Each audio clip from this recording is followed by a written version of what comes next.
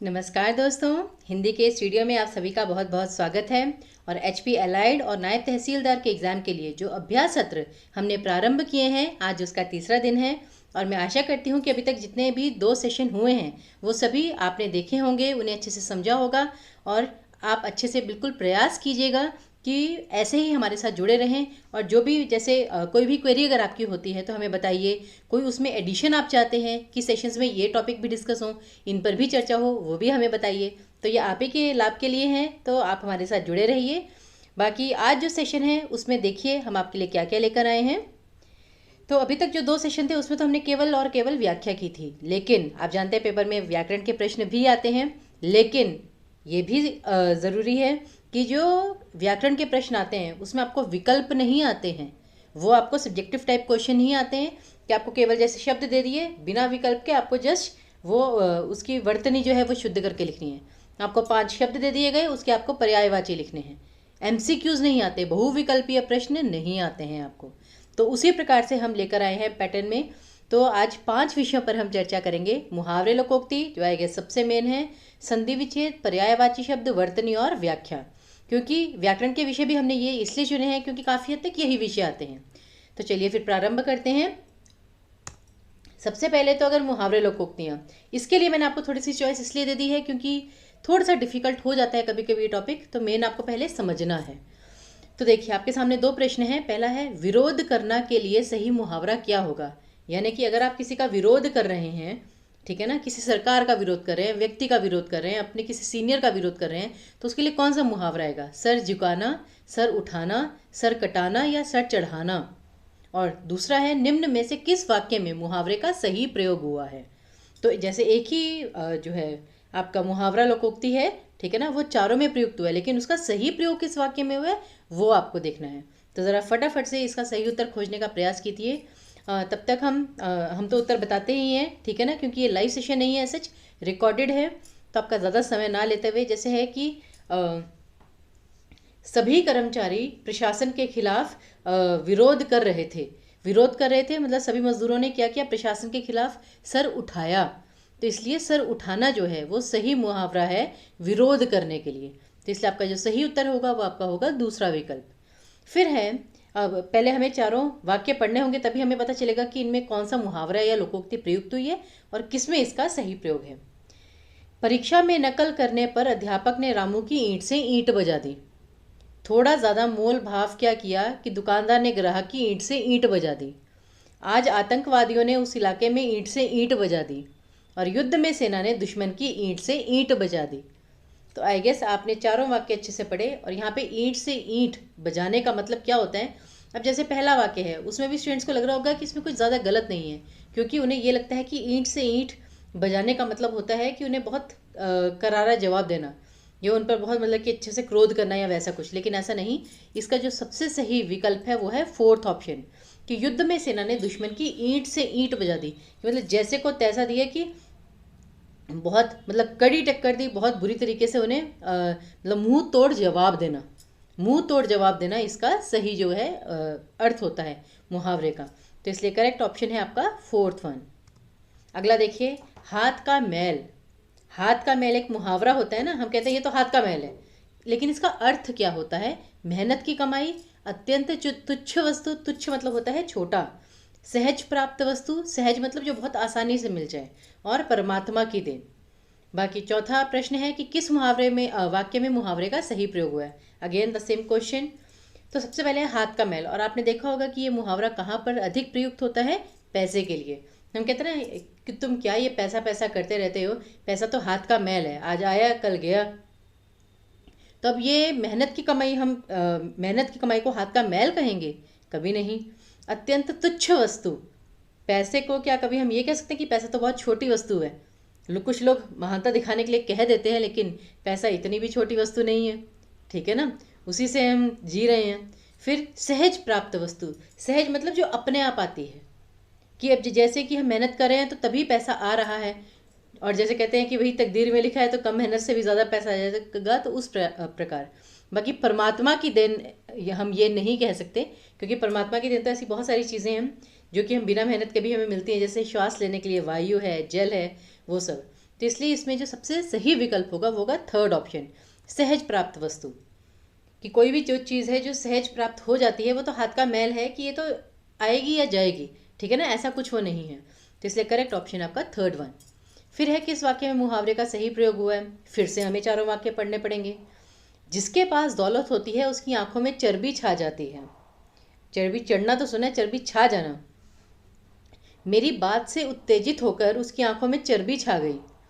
विद्यार्थी ने अपना मत क्या रखा, शिक्षक की आंखों में चर्बी छा गई।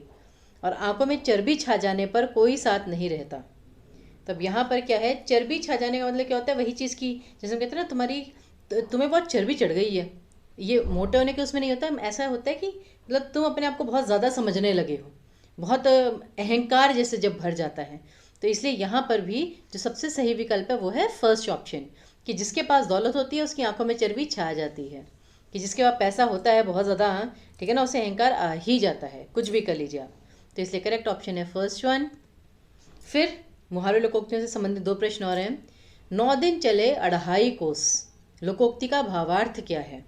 इस लोकोक्ति का क्या अर्थ होगा, काम करने की बहुत धीमी गति, पैदल चलने की आदत होनी चाहिए, चाहे बहुत धीरे धीरे, व्यक्ति को 9 दिन तक प्रतिदिन 2.5 कोस पैदल चलना चाहिए, वो तो कभी नहीं होगा, मतलब इसका सही अर्थ। और पैदल चलने में केवल समय नष्ट होता है, ऐसा भी कुछ नहीं।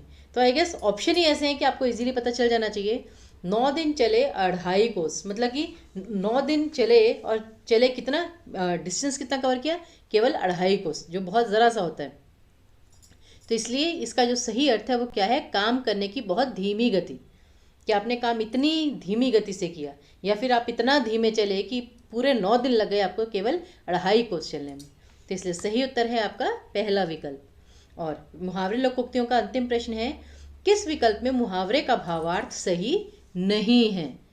प्रश्न ध्यान से पढ़िएगा, सही नहीं है। तो यानी कि यहाँ पे जो 4 मुहावरे हैं उनमें से किसी एक मुहावरे का अर्थ सही नहीं है, 3 का अर्थ सही है। तो यहाँ से भी आपके ज्ञान में वृद्धि होगी। अब जैसे अंगारे उगलना, हम जैसे कहते हैं ना कि तुम तो यार आज बहुत गुस्से में लग रहे हो, तुम तो बातें करते हुए भी अंगारे उगल रहे हो। अंगारे उगलना मतलब जैसे हम कहते हैं ना बहुत ही कटु बातें बोलना या बहुत गुस्से में होना, तो जैसे बहुत कठोर बातें कहना, ये तो सही हो सकता है। अल्लाह को प्यारा होना, ईश्वर को बहुत प्रिय होना, ऐसा नहीं, हम कहते हैं ना वो तो अल्लाह को प्यारा हो गया, अल्लाह को प्यारा हो गया इसका मतलब ये नहीं भगवान को प्यारा हो गया। अल्लाह को प्यारा हो जाना मतलब मर जाना। तो इसलिए करेक्ट ऑप्शन आपका यही है कि सही अर्थ नहीं दिया गया यहाँ पे।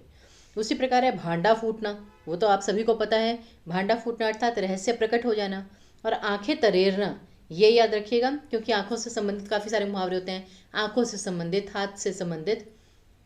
तो आंखें तरेरना अर्थात क्रोध से देखना, कहते हैं इस तरह घूर के देख रहे हैं, आंखें तरेर रहा है, तो वहां से याद रखिए क्रोध से देखना, ये इसका सही अर्थ है।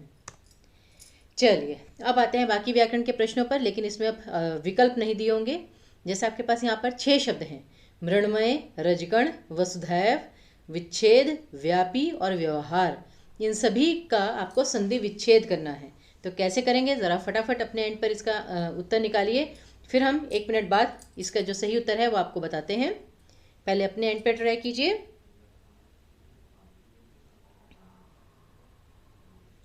क्योंकि वही है ना कि हम ही बताते रहे फिर तो हो गया काम।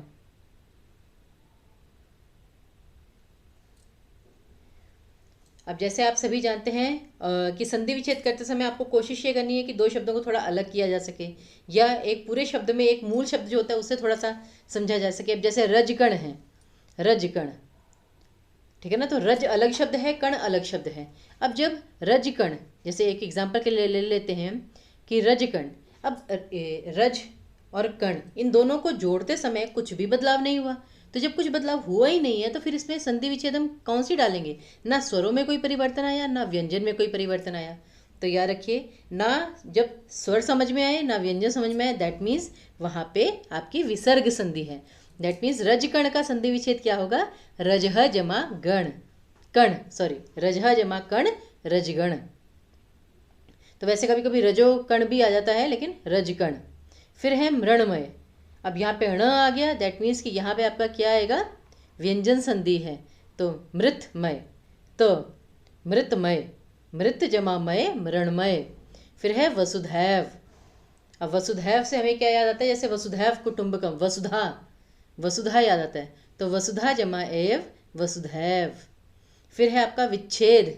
अब यहाँ पर भी विच्छेद में जहाँ पे आधा च और छ आ गया, दैट मीन्स यहाँ पे व्यंजन संधि है, ठीक है ना। मैंने आपको बताया था छ आ जाए कि श श स के अलावा कहीं भी आधा और पूरा इस प्रकार से आ जाए, जैसे आधा ण और म, वहाँ पे व्यंजन संधि ही होगी 99.999% केसेस में।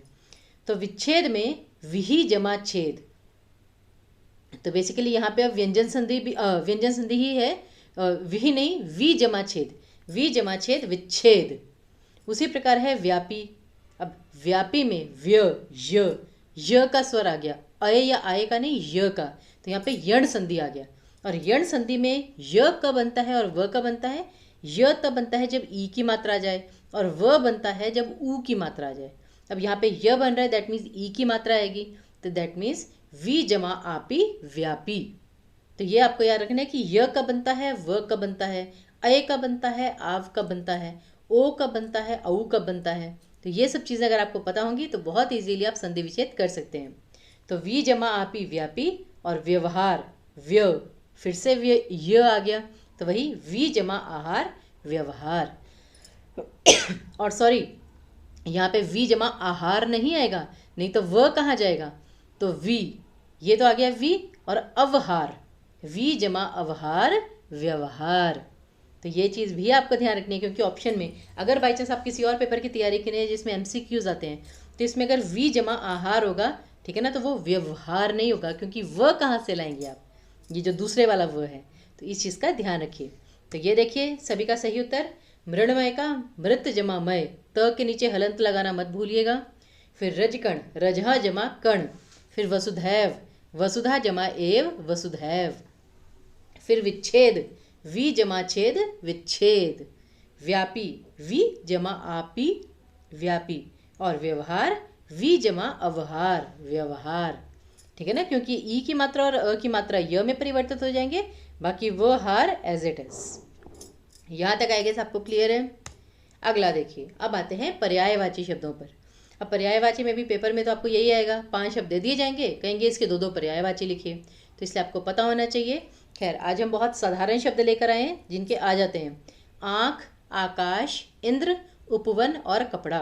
पहले तो अपने एंड पे देखिए आपको इनके कितने कितने पता हैं। जैसे मुझे लगता है आकाश और आँख, इन दोनों का तो आपको पता होगा, और उपवन का भी कम से कम एक तो पता ही होगा, ठीक है ना। तो इसलिए हम काफ़ी सारे इनके पर्यायवाची लेके आए हैं, जिससे आपको जो भी याद रहे वो मतलब अच्छे से याद रहे। ये देखिए, आँख, आकाश, इंद्र, उपवन और कपड़ा।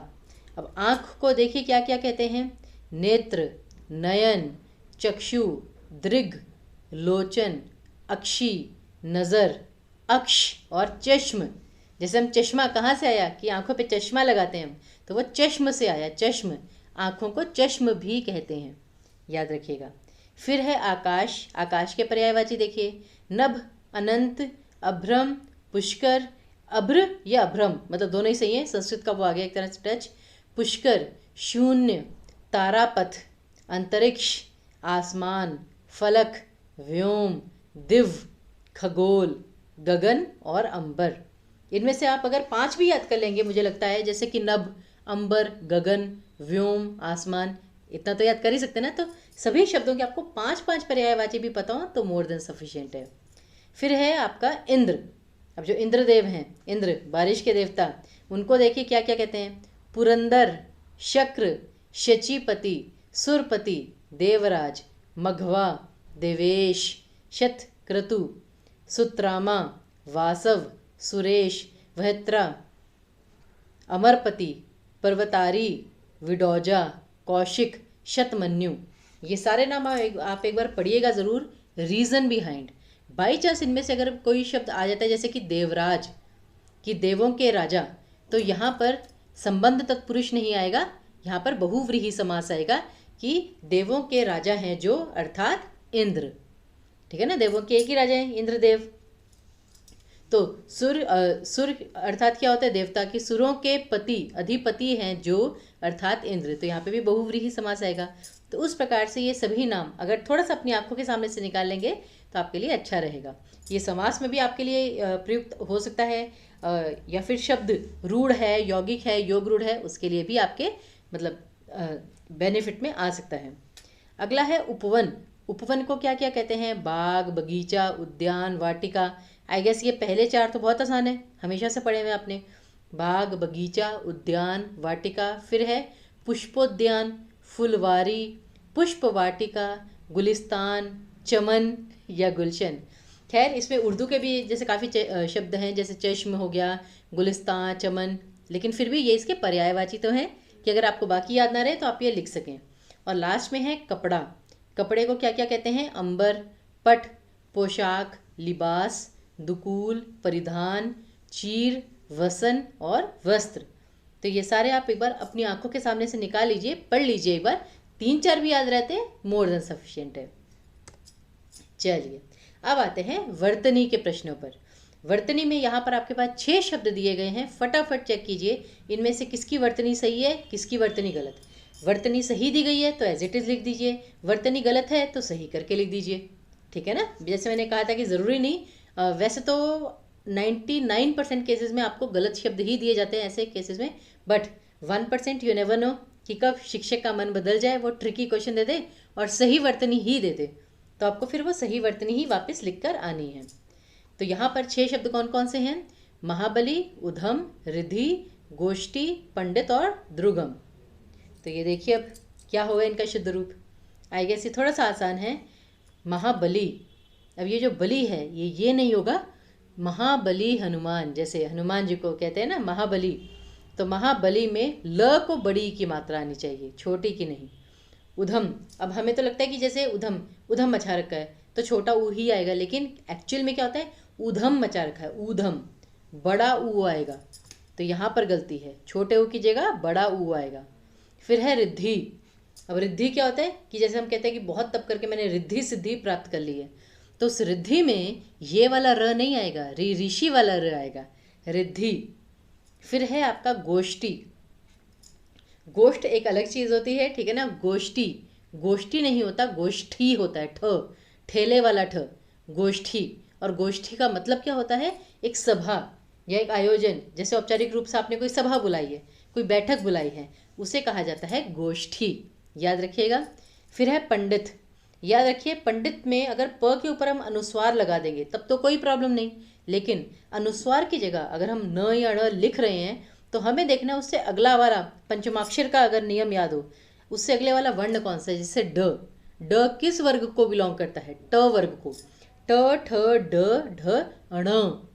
तो दैट मीन्स कि इसकी शुद्ध वर्तनी 2 प्रकार से हो सकती है, एक तो प के ऊपर अनुस्वार लगाकर, या फिर ये वाला न ना लिखना, ये वाला ण लिखना आधा, कि इस प्रकार से आपने ण लिखा और ये आपने ई की मात्रा डाली, तो इसलिए या तो ये ण लिखिए आधा या फिर अनुस्वार लगा दीजिए, वो सबसे सेफ ऑप्शन है।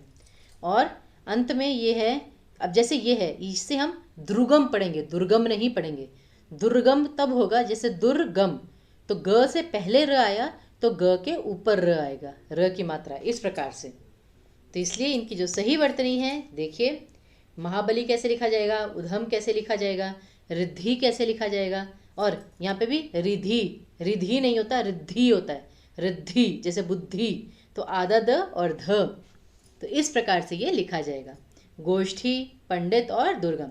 और फिर मैं वही बोल रही हूँ, पंडित ऐसे भी लिखा जा सकता है, और जैसे मैंने आपको ये तरीका बताया था इस प्रकार से भी, प ण ये ड को छोटी की मात्रा और त, पंडित। तो उस चीज़ का पंचमाक्षर का नियम हमेशा याद रखिएगा। अब आते हैं अंत में पद्यांश की व्याख्या पर, क्योंकि व्याख्या तो हमें करनी है। तो कविता आपके सामने है, ज़रा पढ़िए इसे। कि जैसे कुछ रंग हवा में उड़ गए, रंग पानी में घुल गए, कुछ कुछ हासिल ना आया मिट्टी को, रंगों ने भी नाता तोड़ दिया मिट्टी से, तू रौंदता है पाँव से मिट्टी को, तू देता भी नहीं जगह घर में मिट्टी को, शायद भूल गया तू बना भी है तो मिट्टी से, किसी की ज़रूरत नहीं मिट्टी को, निर्जीव है पर सूरज भी चमक देता है मिट्टी को, पानी भी बार बार मिलता है मिट्टी को, मिट्टी से आदि मिट्टी में ही अंत, इतना ना दे महत्व खुद को, मुक्ति भी मिलेगी तो बस मिट्टी से, यूं ना कर शांत खुद को, कर शांति का तिलक मिट्टी से। तो यहाँ पर ये सारी जो कविता है इसे थोड़ा सा अच्छे से पढ़िए और पहले अपना ओपिनियन बनाइए कि आप इससे क्या समझ रहे हैं। और खैर काफ़ी हद तक समझ ही गए होंगे कि जो मिट्टी है वो तो निर्जीव है, सूरज भी चमकता है, उसे पानी भी मिलता है जब वर्षा होती है। लेकिन जो इंसान है कि जैसे शायद ये तू देता भी नहीं जगह घर में मिट्टी को, कि घर से जैसे हम झाड़ू लगा के मिट्टी हटा देते हैं, मतलब बेसिकली मिट्टी की व्यथा सुनाई हुई है। लेकिन अब इसमें क्या चीज़ है और लिखनी कैसे है व्याख्या, वो सबसे महत्वपूर्ण होती है। तो वो भी हम देखते हैं फिर। जैसे सबसे पहले तो प्रसंग क्या लिखा है हमने, जो एक दो पंक्तियों में लिखना है कि दी गई पंक्तियों में कवि ने अत्यंत दुख के साथ मनुष्य को उसके आधार को स्मरण रखने की सलाह दी है और उसका सम्मान करने का, ठीक है ना, संदेश दिया है कि मनुष्य को अपना आधार नहीं भूलना चाहिए कभी भी। वो कहते हैं ना कि ज़मीन से जुड़े रहना चाहिए, अगर ज़मीन से उखड़ गए तो फिर मर ही जाओगे। पेड़ की जड़ें भी जब तक मिट्टी में रहती हैं तब तक जीवन पाती हैं, धरती से उखड़ गई तो फिर मर गई। तो वो चीज़ यहाँ पर दी गई है कि कवि क्या प्रयास कर रहा है कि मनुष्य जो है वो अपने आधार को याद रखे कि उसका आधार क्या है, उसका बेस क्या है। तो व्याख्या कैसे की है ज़रा देखिए एक बार। मिट्टी एक ऐसी वस्तु है जो हमारे चारों ओर उपस्थित है, चाहे वो हवा में बहती धूल हो, धरती पर बिछी मिट्टी या धूल हो, उससे बने सामान के रूप में हो। मिट्टी हर दिशा में हमारे अस्तित्व के साथ जुड़ी हुई है। अब उससे बने सामान के रूप में, अब जैसे ये जो घर है मिट्टी का ही तो बने, जो सीमेंट वगैरह क्या है, मिट्टी ही तो है। या फिर आपके सामने घड़ा है, ठीक है ना, या फिर ये जो सिरामिक्स वगैरह के वो होते हैं, या बहुत सारी चीज़ें जो मिट्टी में ही किसी न किसी रूप से बनी होती हैं। तो जिस घर में मनुष्य निवास करता है वह भी प्रत्यक्ष अप्रत्यक्ष रूप से मिट्टी का ही बना होता है। मिट्टी से मनुष्य इस मिट्टी में जन्म लेता है और मृत्युपरांत अग्नि में जलकर इस मिट्टी में मिल जाता है। परंतु दुख की बात यह है कि मनुष्य इस मिट्टी का महत्व भूल चुका है। उसके लिए यह केवल मलिन पदार्थ है, मलिन मतलब मैला, और इस कारण मनुष्य अपने ही अस्तित्व का आधार भूलता जा रहा है। उसे प्रकृति से सीख लेनी चाहिए कि जिस प्रकार वर्षा मिट्टी, पशु या मनुष्य में भेदभाव किए बिना सब पर समान रूप से बरसती है, ठीक है ना, सॉरी यहाँ पे सॉरी नहीं आएगा, सूर्य आएगा। सूर्य का प्रकाश भी सभी पर समान रूप से पड़ता है और प्रकृति का हर संसाधन या उपहार सभी के लिए समान रूप से उपलब्ध है। तो मनुष्य किस आधार पर स्वयं को सबसे श्रेष्ठ मानता है और सभी पर अपना स्वामित्व और प्रथम अधिकार समझता है। तो ये सवाल पूछा गया मनुष्य से कि वो किस आधार पर ये कह रहा है। प्रकृति तो बिना भेदभाव किए सबको समान रूप से मिलती है, जैसे सूर्य का प्रकाश हुआ, वर्षा हुई। मनुष्य यदि प्रकृति के साथ सही व्यवहार करेगा, उसका सम्मान करेगा, तभी प्रकृति मनुष्य के अनुरूप उसके अच्छे स्वास्थ्य के निर्माण में उसका साथ देगी। यदि मनुष्य निरंतर प्रकृति का नाश करता रहेगा, उसे मलिन कर उसका अपमान करता रहेगा, तो प्रकृति का दंड विधान भी मनुष्य को सहना होगा। प्रदूषित मिट्टी अस्वस्थ फल फूल ही उपजाएगी, ठीक है ना, जिसे खाकर मनुष्य बीमार रहेगा। मिट्टी की उर्वरता कम होने से हरियाली कम होगी, तो सांस लेने में भी मनुष्य को संघर्ष करना पड़ेगा। पानी का संरक्षण भी कठिन हो जाएगा। यही बात यदि संबंधों के संदर्भ में कही जाए, चलिए देखिए, अब मिट्टी का संदर्भ तो समझा दिया, लेकिन जैसे कहते हैं ना कि कविता कभी भी एक सीधी दिशा में नहीं चलती, वो भिन्न भिन्न दिशाओं में बहती है। तो इसका एक और अर्थ क्या है, मिट्टी को याद रखना मतलब अपने आधार को याद रखना। और मनुष्य का आधार क्या है, उसके माता पिता जिन्होंने उसे जन्म दिया है। तो यही बात यदि संबंधों के संदर्भ में कही जाए तो मनुष्य समाज का ही अंग है। इस समाज में उसके माता पिता, मित्र और शेष जन भी सम्मिलित हैं, जान नहीं जन, सॉरी। मनुष्य को समाज के साथ समन्वय बनाकर ही चलना होगा।